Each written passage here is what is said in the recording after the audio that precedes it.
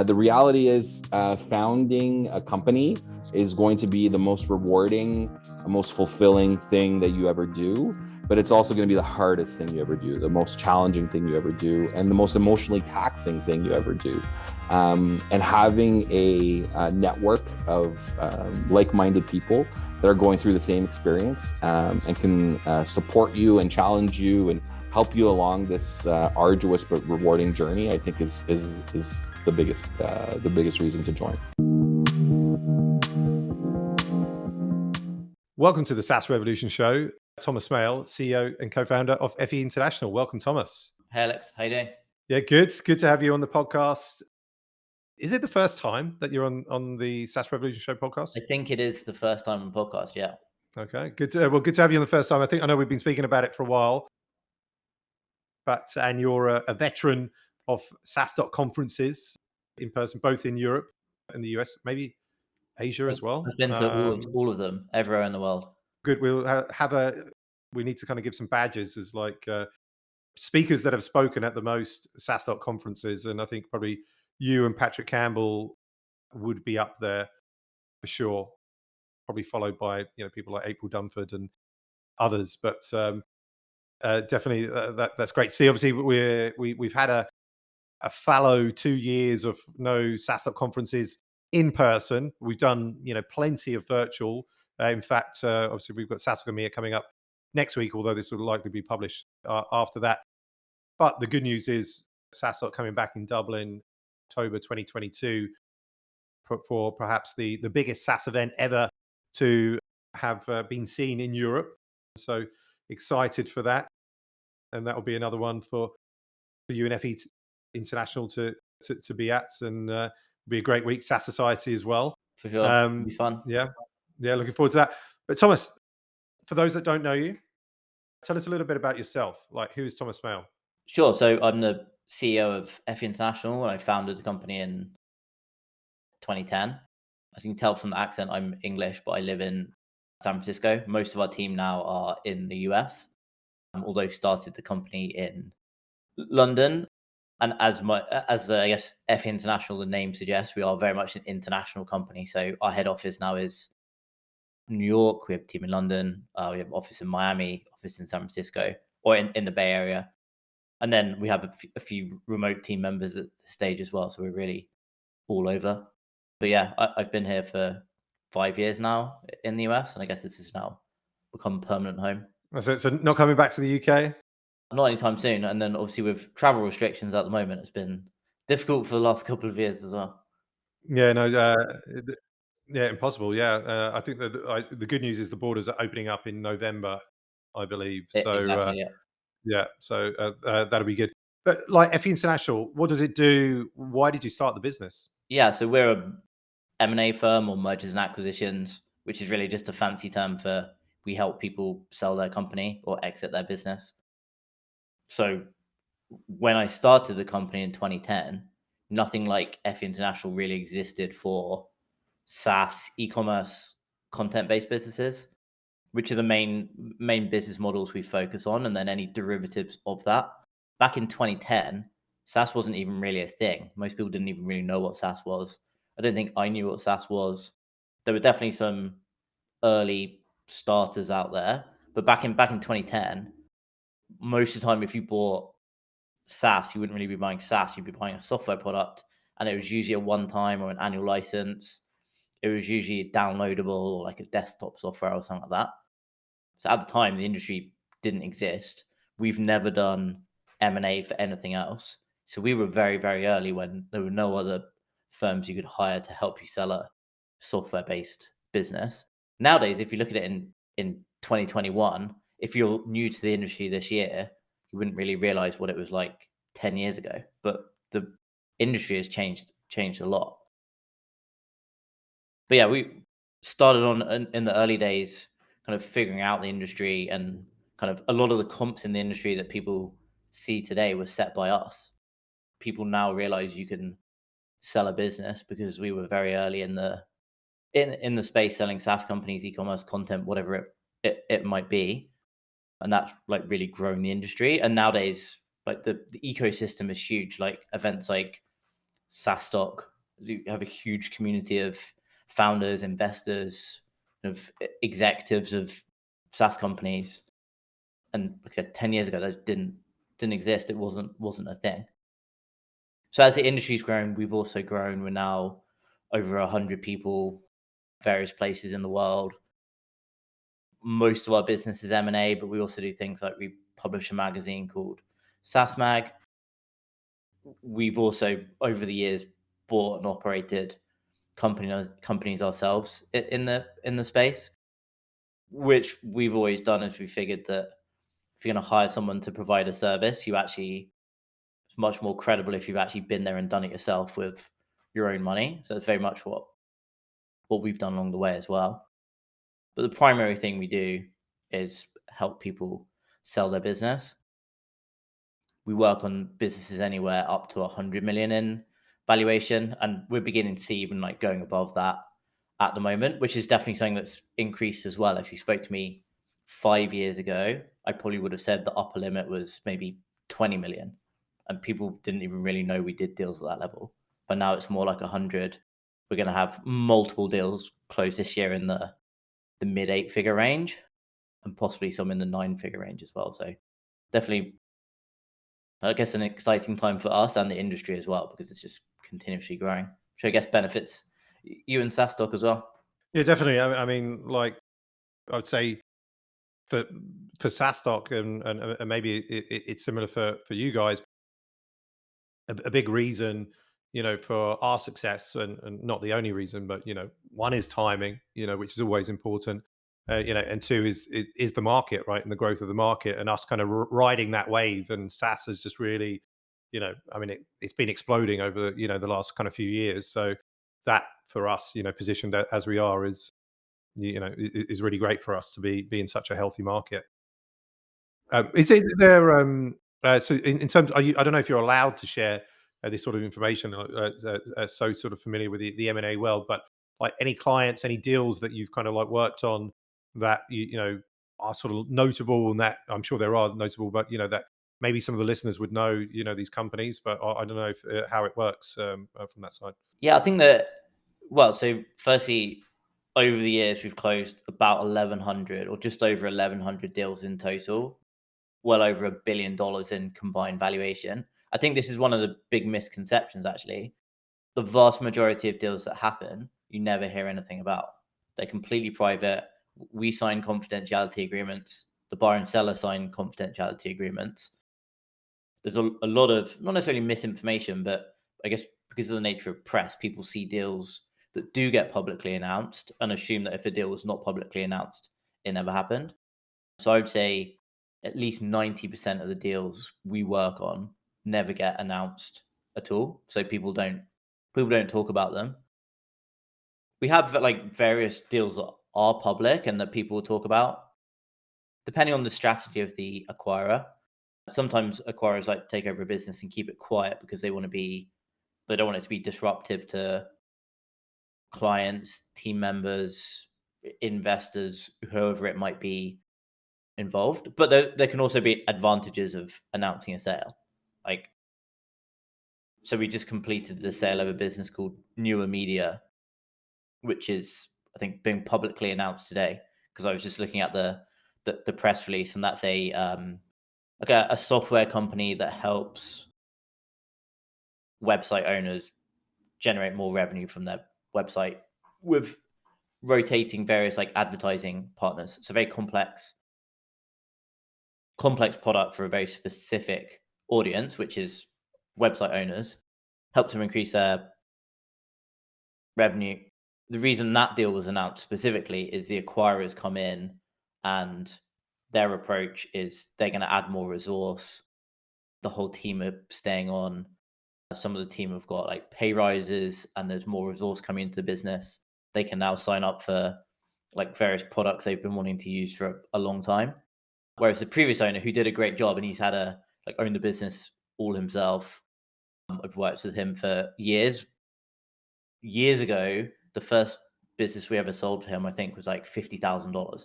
And now this deal was a mid 8-figure exit that he's 100% himself, no outside investors.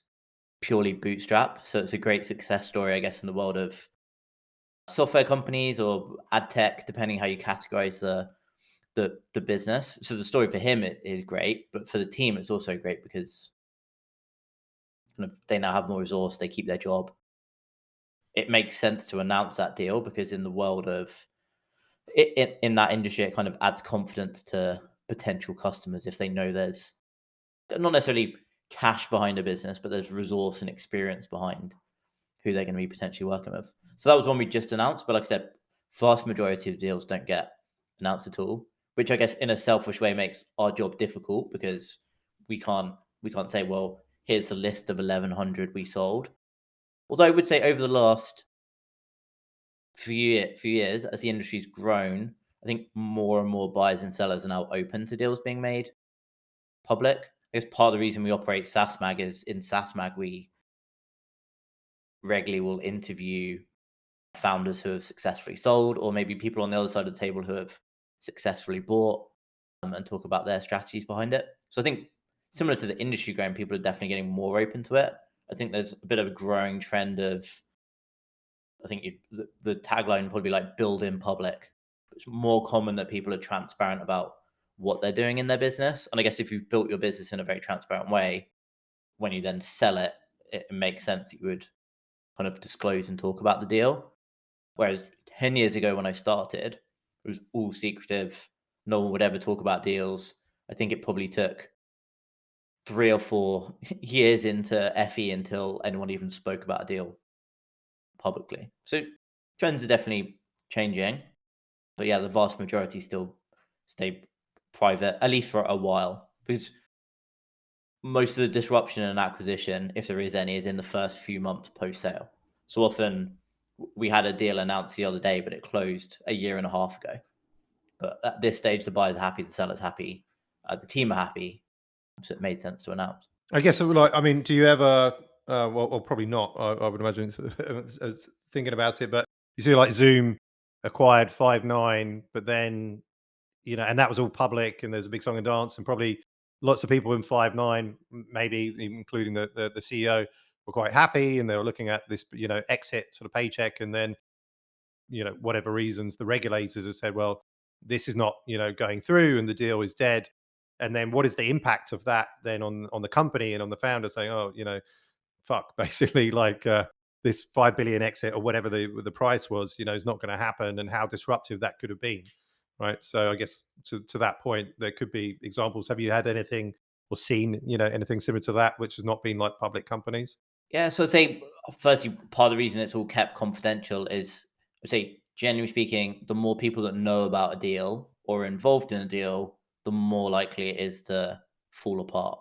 Whether that's other advisors or employees or just stakeholders in the deal, generally the less people involved, the better. We don't get involved in too many deals that have regulatory challenges. Like, as much as I'd love to say we do, we don't work on $5 billion transactions. So we're often not running into any regulatory issues. But one thing we do in almost all deals, very sensitive about employees finding out a business is for sale.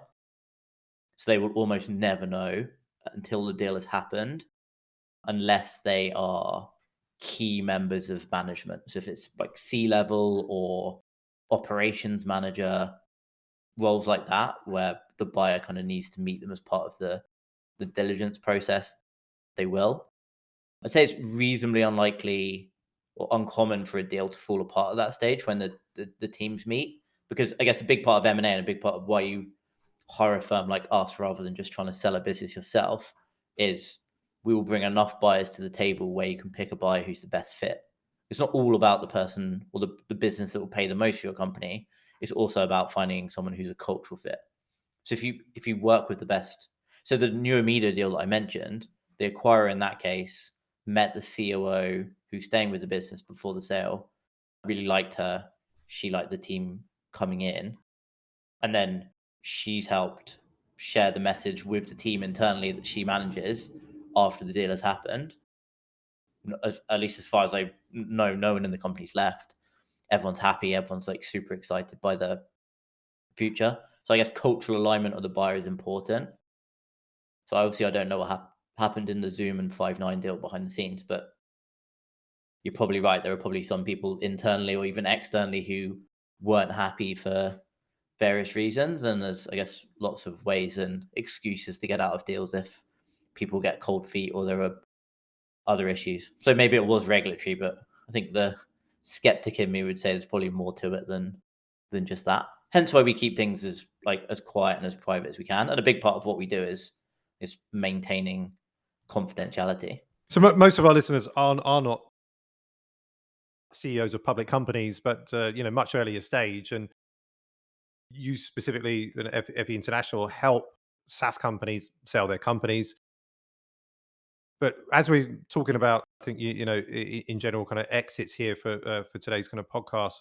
In your opinion, do founders, or are they already thinking about like the future exit when they're launching that company? Is that just something like inherent with the founder, even though they kind of say, well, no, we're not, we're building 100-year companies and we're not thinking about the exit? Because inevitably most either exit or shut down the companies, and they're not running these businesses for 20, 30 years, right? Yeah, I think today, like compared to 10 years ago, people are definitely thinking about it more. I think part of that is just, like I said, more and more deals have now been announced, and like the kind of building public trends. The fact conferences exist, like the nature of conferences, it's social. So if you go to an event like SaaStock, you'll meet many people who have sold their companies or thinking about selling their companies. So I guess you kind of have the social proof, and people are like, oh, well, maybe I should sell as well.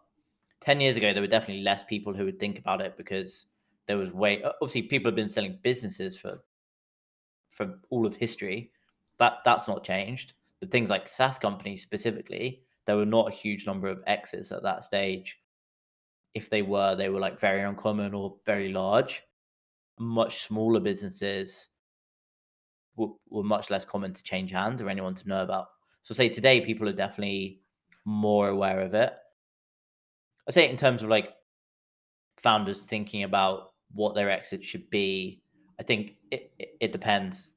I think a lot of people, it depends a lot if it's their first or second company. If they've sold a company before or run a company before and this is their second business, they'll often have more of a goal. I think for most founders starting out, my experience is they're more concerned about quitting their job or making it a full-time thing or like building a good business before they're thinking about selling. Because if, quite honestly, you're thinking about exit strategy before you've even launched your business and you haven't managed to quit your job yet, or if you're trying to get investment, you've not raised investment yet, or whatever it might be, then you're probably going about it wrong. I think you need to focus on, there's no point planning for an exit unless you've actually built a good business in the first place. It's just a waste of time and quite honestly a distraction. But overall, I'd say founders are definitely more aware of exit options because it's in absolute terms, today compared to 10 years ago, there are more founders that have sold software companies and SaaS companies,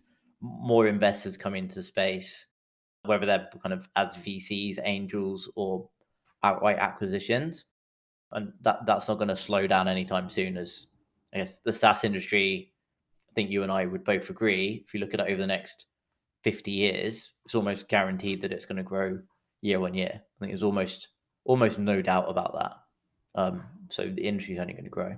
Given you've done over 1,100 M&A deals, you've obviously got good data and insights there. And sort of what do you see? What are the patterns?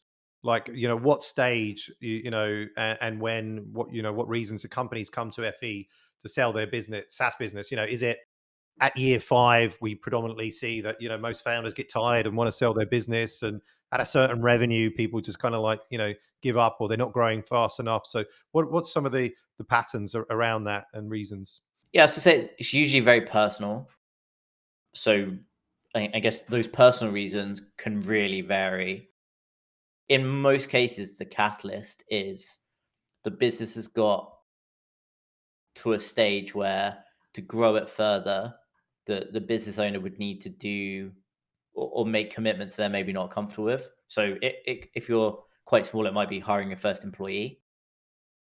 I always say to people, like, if you're going to start a business, like before you hire your first employee, that's a very big decision, because once you hire someone, assuming you're ethical, you are then responsible for that person. You have to pay them. They probably have family, mortgage, kids, whatever. You can't just decide one day to give up on your business and let everyone go. That's not really how it works. So committing to hiring first employees is obviously a big step. Some people don't want to do that. Sometimes when you get larger than that, it might be to break into the next. We're working on a deal at the moment. The next, it's a substantial 8-figure business. To break into the next level, so I guess to build a 9-figure business, they would have to transition from effectively self-service SaaS into enterprise. And quite honestly, the founders have no interest in doing anything enterprise related. They don't want to build a sales team. They are technical developers themselves. It's not something they want to do. Often it's like I guess a combination of personal and professional. I don't want to, or I could not do the thing to get it to the next level. So then it generally makes sense to sell if you can't grow it anymore.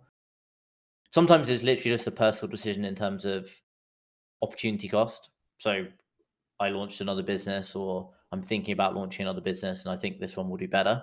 Therefore, I'm going to sell the current business I own so I can focus. I think most business owners or founders will know that trying to run 2 companies at once, or even 2 products at once, is difficult, and you probably don't give one or the other the attention it deserves. And I guess like the most common personal reason when it comes down to it is just your business hits the number that you're willing to sell for, whether that's 5 million, 10 million, 20 million, 100 million. That number varies with everyone. But I'd say we do a lot of deals anecdotally in the $5 to $20 million range, which for most people, well, for almost everybody, it's life changing. You probably never have to work again if you don't want to. So that, I guess, it's very common for someone's number to be in that range, particularly if they own all the business themselves, or maybe they have a business partner. They can exit, and then you set up a foundation for whether you want to launch another business, whether you want to take some time off, whatever it might be. So yeah, I'd say that 5 to 20 million is very common. If you say to most people, most entrepreneurs, like, what's your number? Say most people name a number in that range. You'll obviously get people who will name higher numbers as well, but the way I kind of explain it to my team when I'm training them about negotiating deals, as much as I think people on paper might think, oh, they want $100 million, it's not actually that easy to walk away from 20 million. If someone is literally going to give you 20 million to buy your business, like, you have to be very disciplined to walk away and say no. Hence why so many people were willing to sell, not necessarily below market value. Like, you still get a really good deal, but sell when you hit 10, 15, 20 million. Yeah. 20 million's a good number. I think, as you say, but be pretty difficult if, assuming that most people have never had that offer in their lives before, to like go home, think about it, talk about it with your husband or wife, and say, hey, I've been offered 20 million to sell the business. Yeah, you got to be pretty tough to kind of walk away from that, right? Yeah, for sure.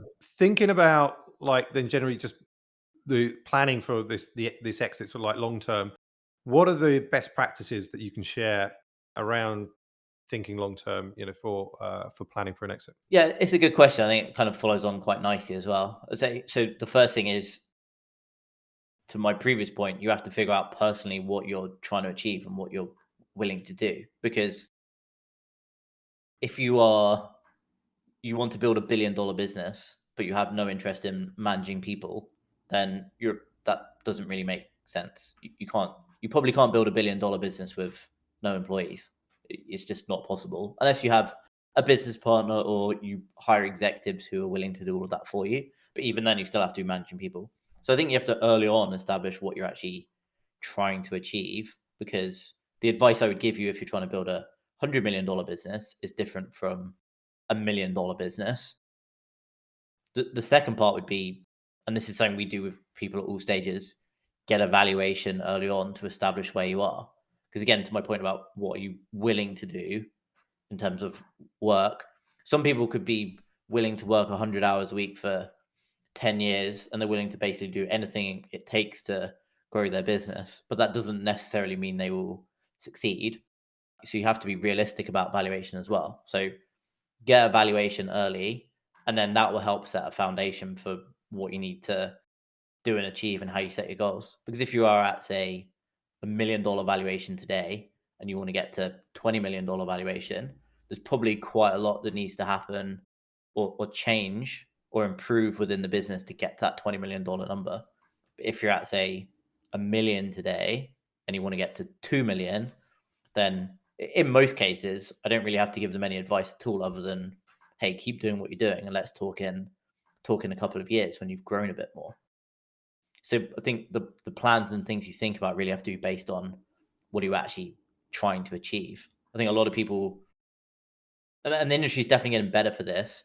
Previously, it would only be that like multi-billion-dollar acquisitions were announced and most people couldn't really associate with it.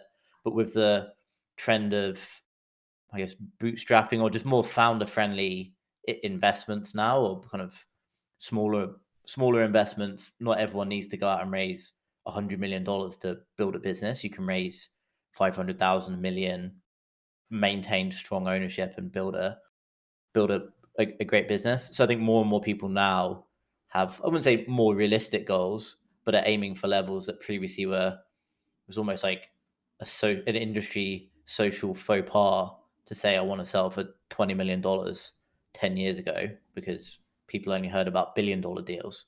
But now selling for that, if you own 50%, 90%, 100% of the business, is a success. And I think in the industry, it's become much more, not that you really have to care what people think, but much more widely acceptable to do that. So I think like planning, like get a valuation early, and then use that to set a foundation of what you need to be doing from a target perspective.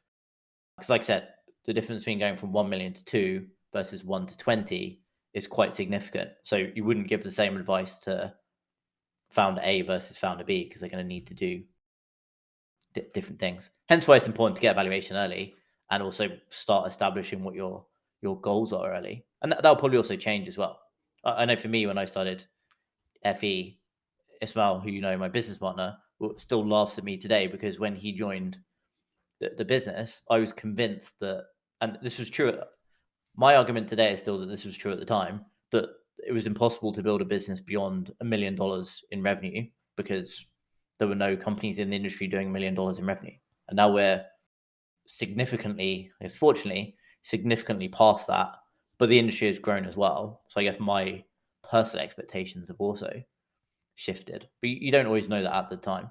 Regarding the valuation point and getting that early, is that something that you should just do early and then don't worry about until you're kind of ready to sell the business? Or is it healthy to get a valuation, I don't know, like every couple of years or something like that? I guess kind of with venture-backed companies, every time they raise, they're getting a kind of new valuation. But I guess you deal with a lot of, some venture-backed, but a lot of, bootstrap companies. So what do you do if you're bootstrapped? Yeah, I mean, with us, we would encourage people to check in once a year. In our case, if we've already valued your business once, the majority of the work is in the first valuation. The second time, it's not literally just updating a couple of numbers in a spreadsheet, but it's much easier than the first valuation.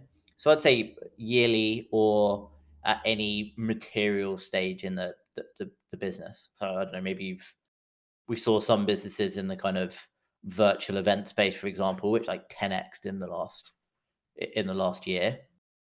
So maybe for them it was a good time. Or often if there's a change in circumstance, people like life happens. Sometimes you might need to kind of check in and see if maybe your number changes, maybe it goes up or maybe it goes down. I'd say generally once a year is best practice. Most M&A firms like us want to build a long-term relationship, so we're more than happy to, and it's free, more than happy to update a valuation every year. What's the sort of range of multiples that you would say just generally for like a bootstrap SaaS company that's I don't know, let's say it's profitable or whatever, are you doing it like on a multiple of revenue, like 5-7x or something like that? Or what is in the market at the moment? Yes, generally speaking, with small SaaS companies, I'd say with most acquisitions, generally not talking revenue multiples, revenue multiples tend to be cited if you're raising money.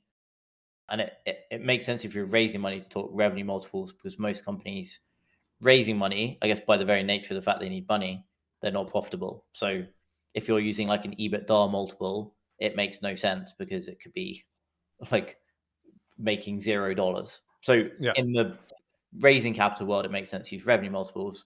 In the acquisition world, and this is a bit of a common misconception, the vast majority of businesses are sold on a multiple of either EBITDA or SDE. I mean, they're effectively the same thing.